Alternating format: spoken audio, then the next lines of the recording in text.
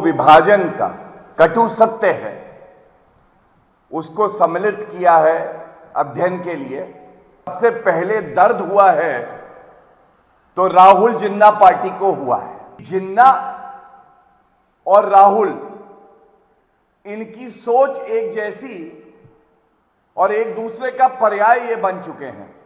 तू इधर उधर की बात ना कर, तू इधर उधर की बात ना कर, ये बता कि विभाजन हुआ क्यों। तू ये बता कि ये फैसला किसको लेना था, कौन सी पार्टी थी, कौन से नेता थे जिन्होंने ये फैसला लिया कि विभाजन होगा। दुर्भाग्य की बात यह है जो कांग्रेस पार्टी और राहुल गद्दार गांधी, नकली गांधी, आज आरएसएस पे सवाल उठा रहे हैं।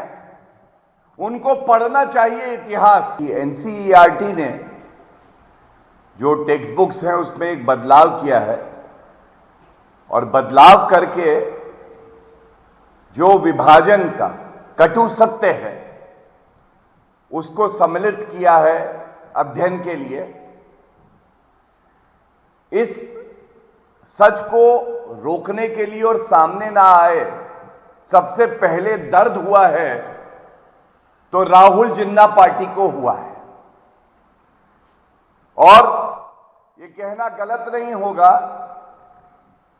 कि जिन्ना और राहुल इनकी सोच एक जैसी और एक दूसरे का पर्याय ये बन चुके हैं। हम सब जानते हैं धर्म के आधार पर अखंड भारत को बांटा गया और उसके बाद जो जहरीली सोच जिन्ना की थी, तुष्टीकरण, सांप्रदायिक, वही सोच आज नकली गांधी, राहुल गांधी और कांग्रेस पार्टी में दिखाई देती है। कांग्रेस पार्टी भी कहती है कि आरक्षण धर्म के आधार पर होना चाहिए, जो संविधान संगत नहीं है। यही बात जिन्ना कहते थे। ये भी जिन्ना कहते थे कि शरिया कानून होना चाहिए और भारत में हर नागरिक, भारतीय जनता पार्टी मानती है कि संविधान से देश चलता है। तो कांग्रेस पार्टी की सोच है कि शरिया कानून लागू होना चाहिए और शरिया कानून से देश चले, और ये तुष्टीकरण की राजनीति की वजह से है। तो ये आज जो हमारी पीढ़ी है, जो भविष्य में पीढ़ी आएगी, उसको जानने का हक है कि विभाजन क्यों हुआ, ये किसकी नाकामी, किसकी गलती थी, और साथ में क्या किसी राजनीतिक पार्टी, कांग्रेस पार्टी और उसके जो नेता थे, उनकी महत्वाकांक्षा राष्ट्रहित के ऊपर हो गई थी। जब ये सवाल पूछे जाते हैं, जब विभाजन के बारे में एनसीईआरटी की किताबों में लिखा जाता है, तो कांग्रेस पार्टी ध्यान कहीं और केंद्रित करना चाहती है। लेकिन उनसे यह जरूर पूछा जाएगा, तू इधर उधर की बात ना कर, तू इधर उधर की बात ना कर, ये बता कि विभाजन हुआ क्यों। तू ये बता कि ये फैसला किसको लेना था, कौन सी पार्टी थी, कौन से नेता थे जिन्होंने ये फैसला लिया कि विभाजन होगा। और मैं एक बात और कह दूं,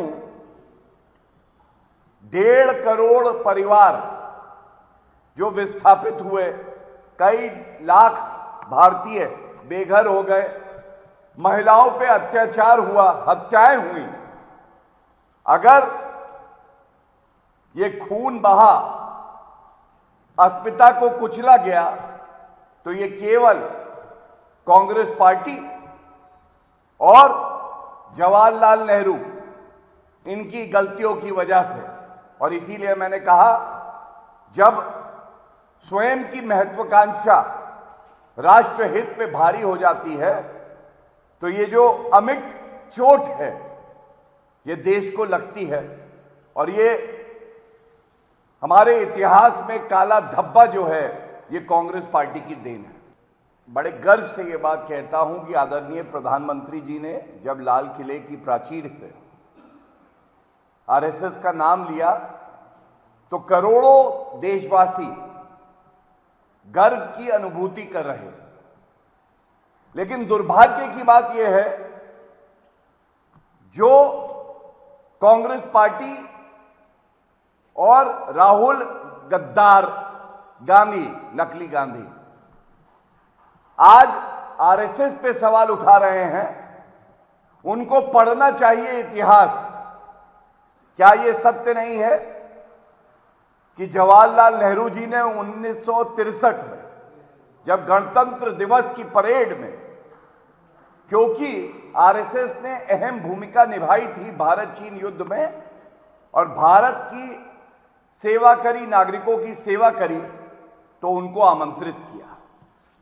और जो आरएसएस के पैरों की धूल के बराबर भी नहीं है, जिन्होंने हमेशा भारत से गद्दारी करी है, नकली गांधी ने, वो आज एक देशभक्त जिनका मकसद भारत की विरासत को संभाल के रखना है, भारत को मजबूत करना है, उस पर सवाल उठा रहे हैं। तो इनके सवाल उठाने का कोई औचित्य ही नहीं बनता है, मैं यही कहूं।